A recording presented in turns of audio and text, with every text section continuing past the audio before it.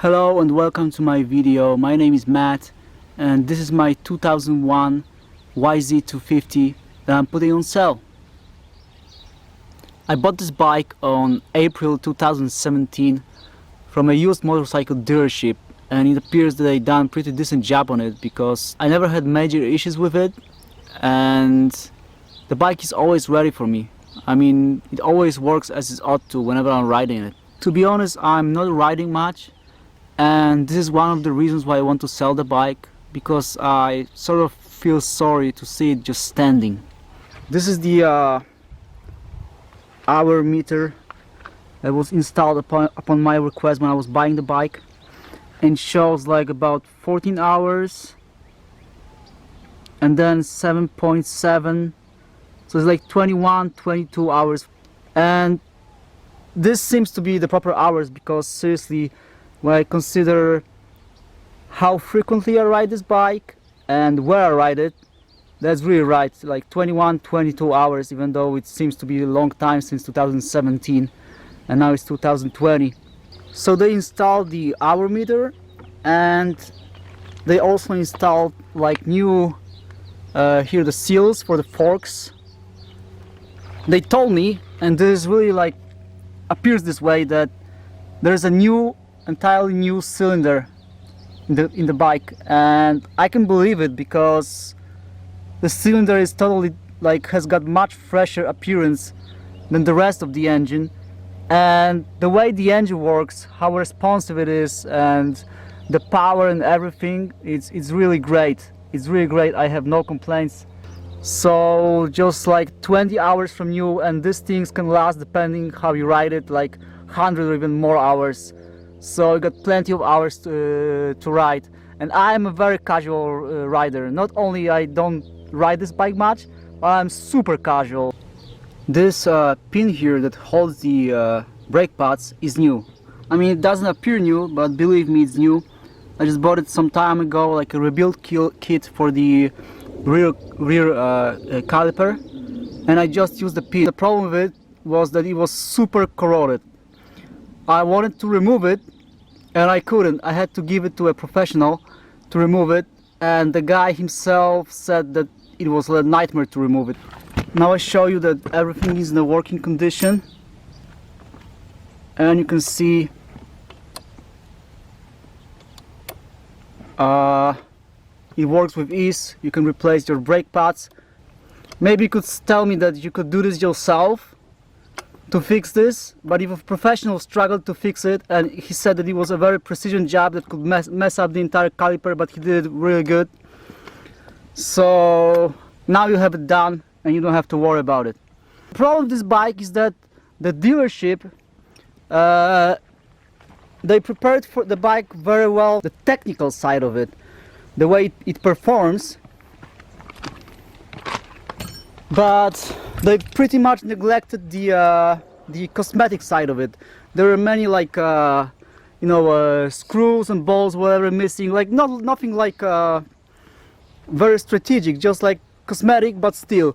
And as I said, this was corroded, then these bolts were also corroded, and I also had to take the bike to the same guy that did this to fix it. I paid him like 40 bucks for it. He did this for me, so now you can easily remove this part and then easily get to the carburetor to like remove it and clean it and whatever. So this is crucial and it's been fixed. And the worst part of this bike that was corroded was the rear axle. This time I had to take the bike back to the dealer that I bought it from, and he charged me $230 just to remove the axle, and he apparently put a new axle in here, and he said it was nightmare. And again, you could tell me, oh, I could have done this job myself, but good luck, man. If professionals struggled, they told me it was freaking hell to fix it, then good luck to you, man. And now it's just ready. Just, plug and play. You just remove the nut, and with ease you just take a rubber hammer and just pops right off. I mean, there's no problem. And I fixed that because I put a new drive on the bike.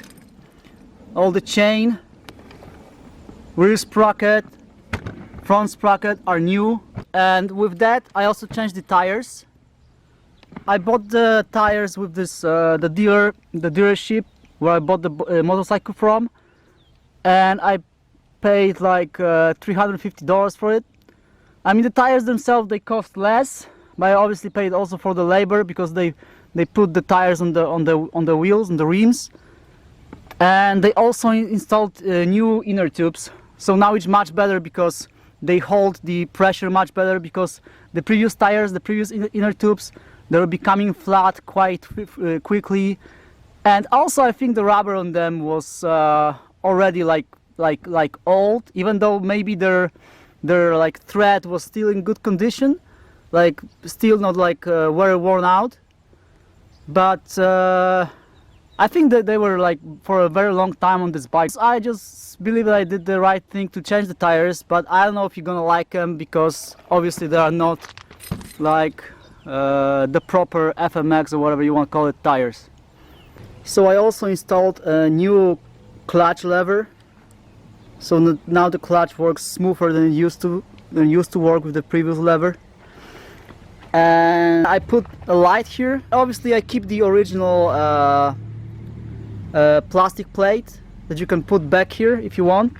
I'm trying to run this bike so that everything is on time, everything is changed, so the bike wouldn't complain that there is something wrong. So that's why I changed the air filter already 2 times. I put new coolant. I flushed the system and put the new coolant, so this is good. I obviously changed the engine oil, and this is the oil that I'm using, the Honda oil, and this is what I'm using for the premix. It's a full synthetic oil, and I use it with 1:40 ratio, and I believe this is good, because originally I was told use 1:32, but I figured it's too rich, it was smoky, the exhaust was spitting oil, and I simply went a bit like higher with the ratio. Probably the oil I use and the way I ride, I could use even like less rich ratio, like I don't know, maybe 50 or something like that, but I just want to keep it safe. This bike doesn't idle. The carburetor is set in a way that simply there's no idle. It used to idle, but when it was idling it was revving too high, and I could feel immense vibrations on my legs when I was riding the bike, because the engine was kind of overstressed or something like that. And now I resetted it, and it's really smooth, it's really nice, but it simply doesn't idle. Okay guys, it's getting late. It's not super late, but it's late. Maybe I shouldn't do this, but I'm gonna go ahead and start the bike. Alright, so I'm gonna turn on the choke and kick it. As I said, this bike, it surprises me. Last time I didn't ride it for like several months, and then it started just like after 2-3 kicks. We'll see what's gonna happen now. Now I'm starting it after like about a month.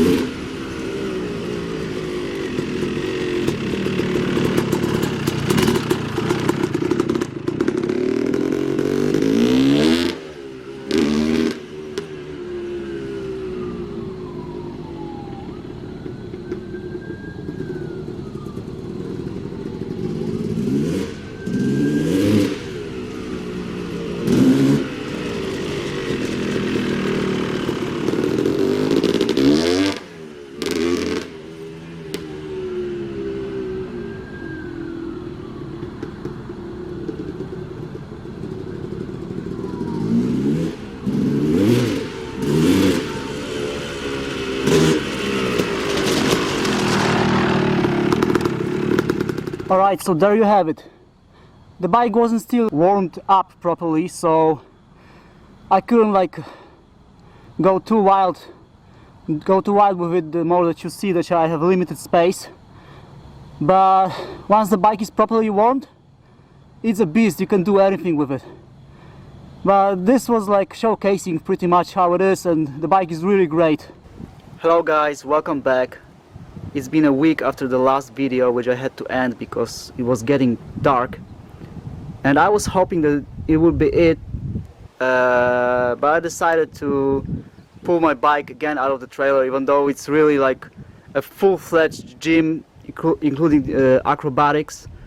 But I decided to do it because I want to show you something else. I want to show you this. This is my motorcycle carrier. There is actually a hefty bonus that I want to give to you. I need to make something clear. I'll give you the carrier only if you really need it. Otherwise I just keep it and sell it separately. It's a really great stuff and it's very easy to use. You just need a set of tie downs and a little bit of muscle, and yeah, ready to go anywhere.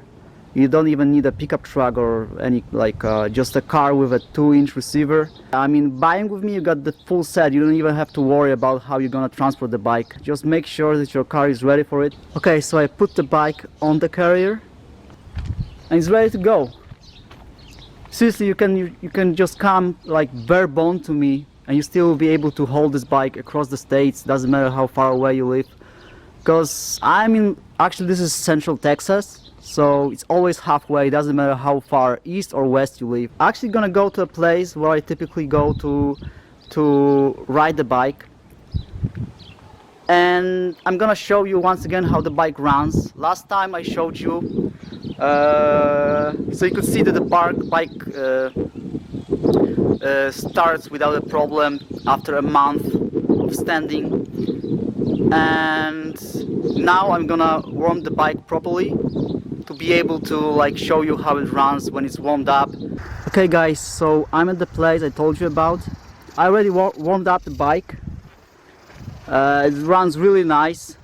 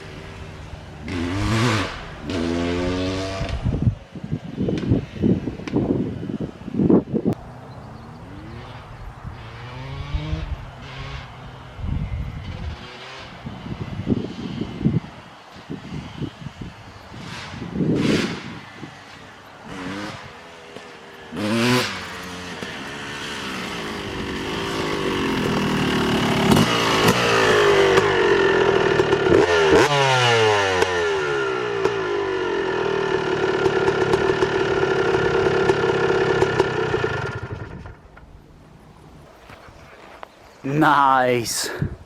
Hopefully you were able to see something and also hear how nicely, how healthy the bike revs. It's really like, if it wasn't Texas, probably I wouldn't be selling the bike.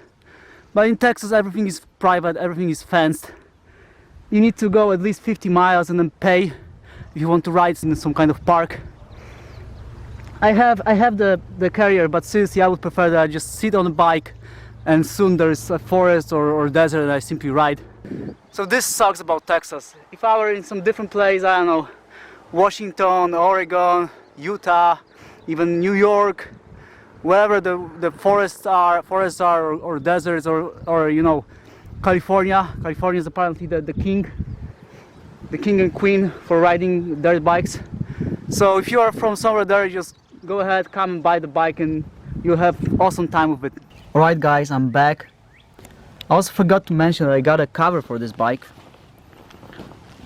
So you can put it on the carrier and then cover it up. You can find my contact info in the description of the video. Call me only if you are really interested. If you have trouble with reaching me, if I'm not answering, I'll call you back as soon as I can. And you can also share this video if you know like more people that will be interested in buying a bike like this. And you can even like the video if you like the bike. Alright, my camera died on me, so I'm recording the rest of this video on my PC. The live image is gone, but I'm gonna play you a slideshow of some photos of the bike instead. I guess the time has come to tell you the real deal about this bike. The number one reason why I'm selling it is because I want to make my life as cost efficient as possible. A simple and expensive living. And a bike like that isn't obviously a part of such living. So it's gotta go. However, I'm not in a rush to sell this bike. And if I have to eventually keep it, I can live with that too. And it's because I know this bike. It's a great machine. I love how crisp it sounds and how flawlessly it delivers. I've made plenty of improvements to it, and now it's even better than when I bought it myself. I've ridden just some 20 odd hours on the bike, and it still has got plenty to go. Apart regular maintenance, you don't have to spend even a single dime on this machine. Unless you really want to change the tires to the actual motocross ones. But this is your thing. The bike has got a pair of brand new tires. Considering all that, I don't intend to let this bike go cheaply. I bought it for $1,800 and then I invested into it almost $1,000 more. I've got everything documented.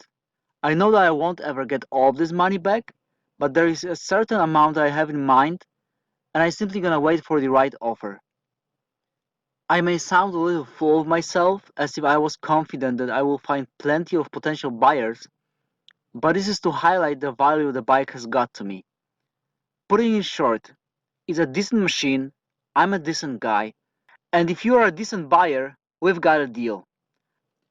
I just want to give this bike to good hands, to someone who will appreciate it the way I do and take a good care of it. So if you know what you want, don't play around, and already start to grow a sense of appreciation for this bike, we should be able to work something out. Mind, however, that I'm not negotiating face to face.